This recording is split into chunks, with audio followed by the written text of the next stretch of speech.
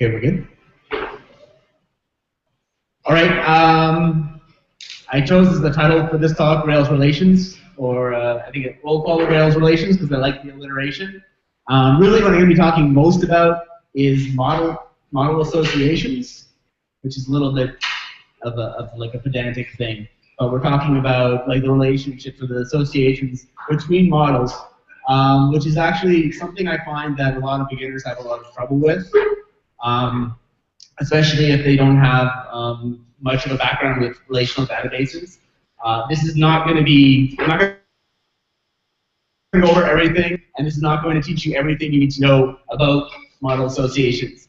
This is just going to be a quick overview, just to give you sort of an idea of what is out there and the different things that are available to you. So when you are thinking about these modeling problems, you have an idea of maybe an inkling in the back of your mind of what is available for you to use.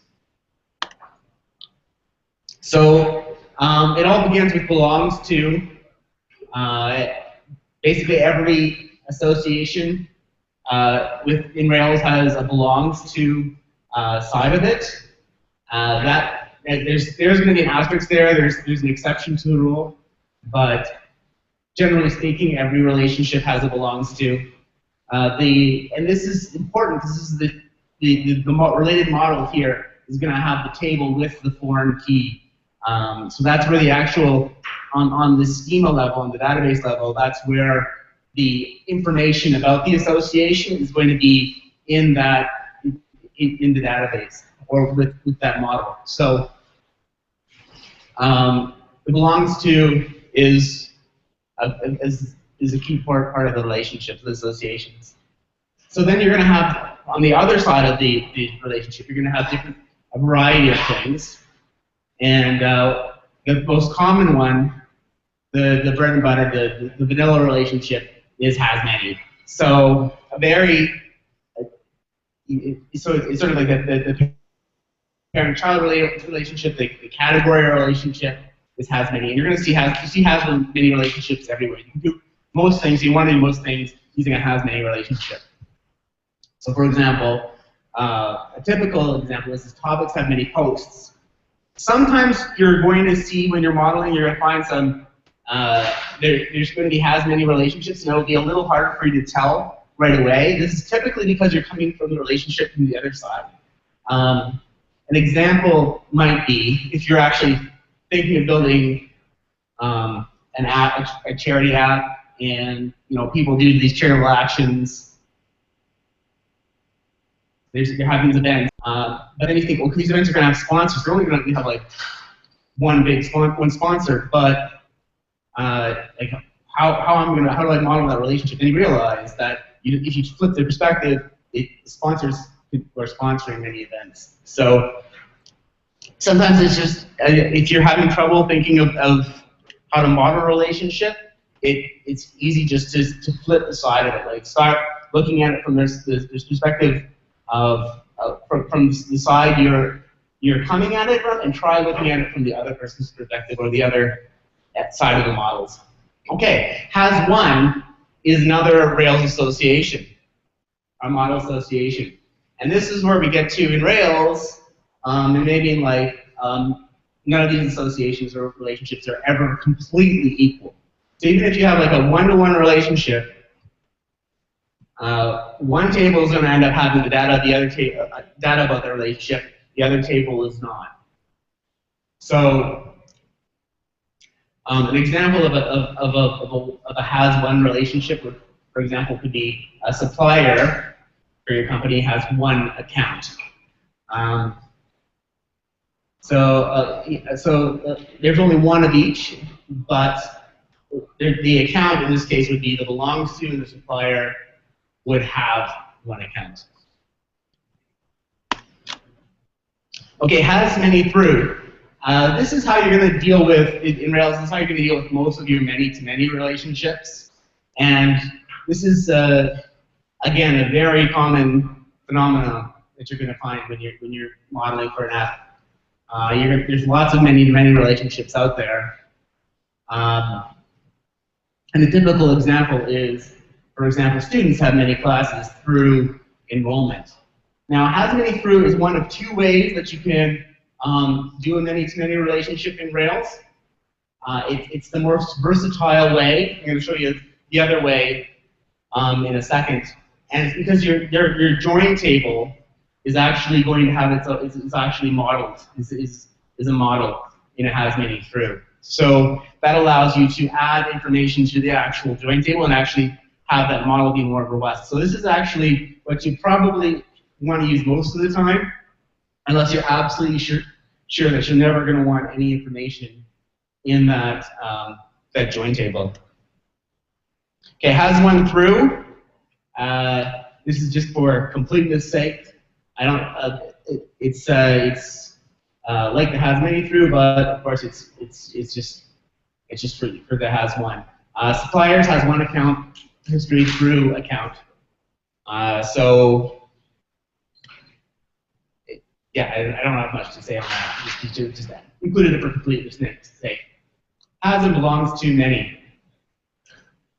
This is the simplest way. Remember I said before you could use has many through to model a many-to-many relationship in Rails. Has and belongs to many is the other way to do it. And for this you have to make a very simple.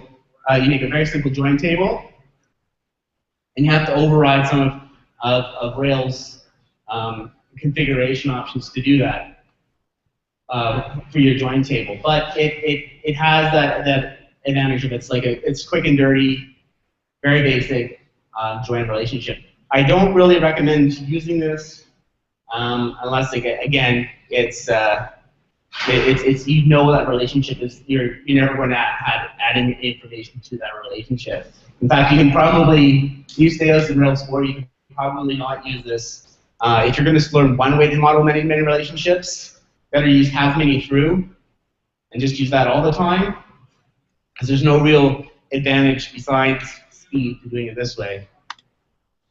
Polymorphic associations, this is where things get interesting, and this is where the asterisk I mentioned earlier comes up. So this is sort of a belongs to mighty morph. It's instead of just having your one piece of data in your join table, where you're just have the foreign key, you're also going to have another string in your table where you actually have the name of the class as well. This gives you advantage of having a polymorphic association of having multiple instead of just having it belong to one class, you can actually have it belong to a bunch of different classes. So the classic case is something like comments or images, where you may want to have them included in something like your profile. People could comment on a profile, but they also want to be able to comment on posts.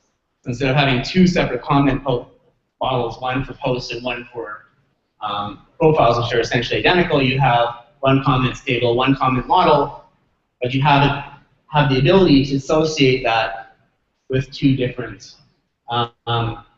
kinds of models. Now, this is the other interesting thing about the polymorphic associations.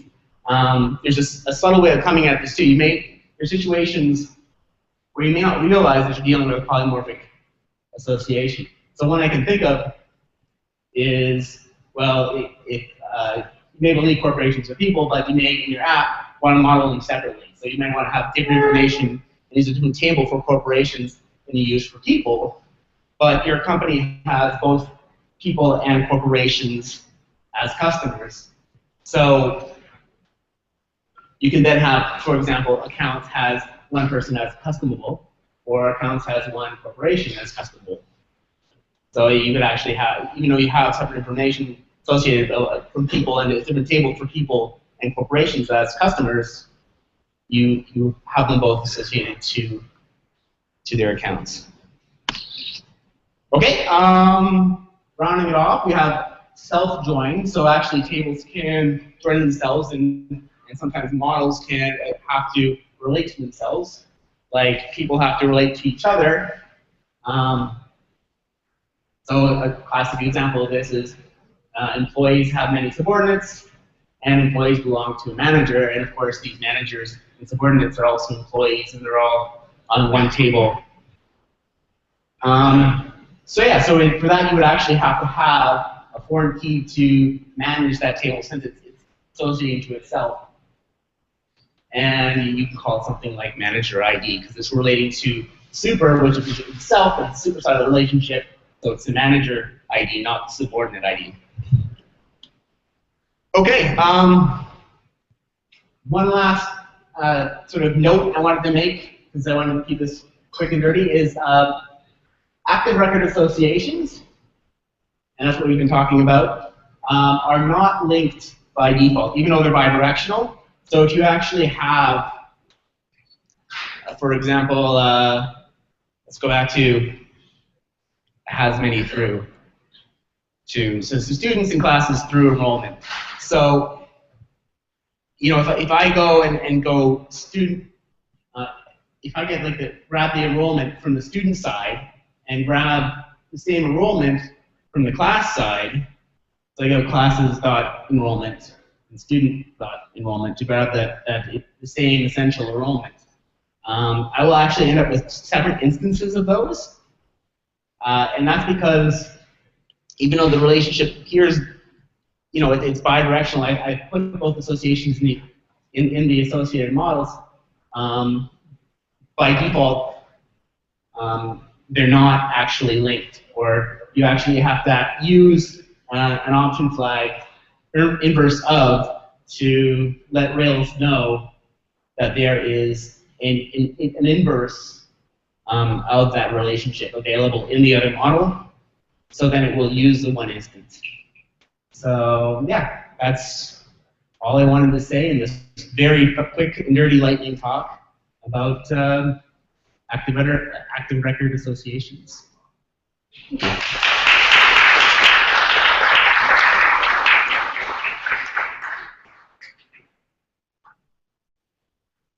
Any questions or comments?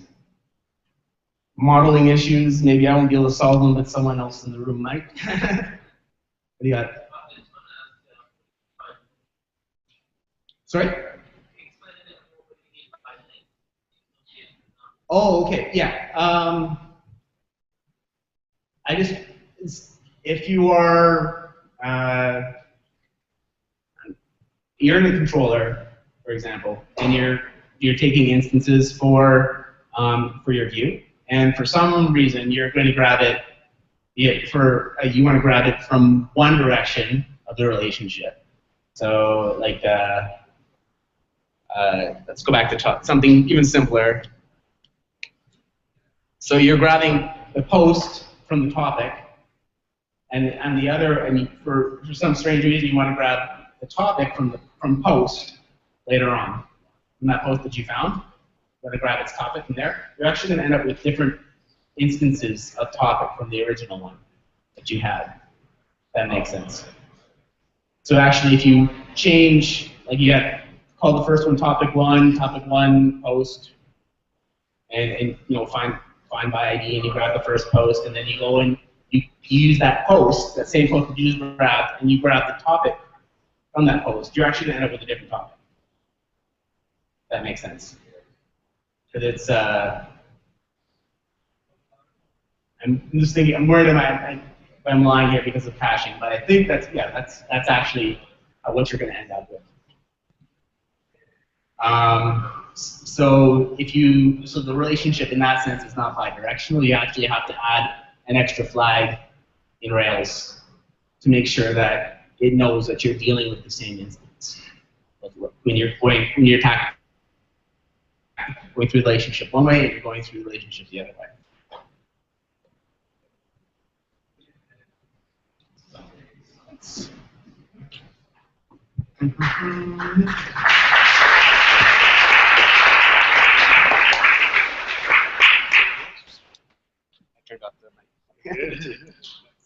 Thank you very much, Xander. One more time, please, for Xander Miller.